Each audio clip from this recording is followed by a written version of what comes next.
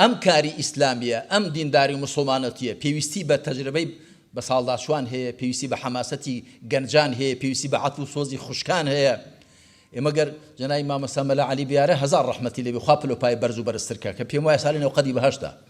ئەگەر مامۆستا مەلا عەلی بیارە حەفسەخانی خێزانی خوا لەویش خۆش بێ و کچەکانی و کوڕەکانی لەگەڵیدا هاوکار و دەستبارگر نەبوونایە هەروەها باقی ئەو برایە و مامۆستایانەمان کە کۆچیان کردووە گە خێزانەکانیان لەگەڵدا نەبوونایە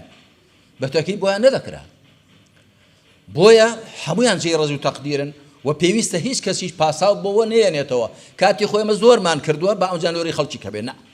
کاتی خۆی کردومان و ئێستاش دەبێ بیکەین خوای پەروەردگار بە پێغەمبەری خاتم دەفەرموێ صلى الله عليه وآله وسلم واعبد ربك حتى يأتيك اليقين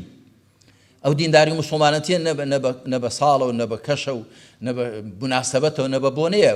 لەگەڵ ژیاندایە لەگەڵ حەیاتماندایە بە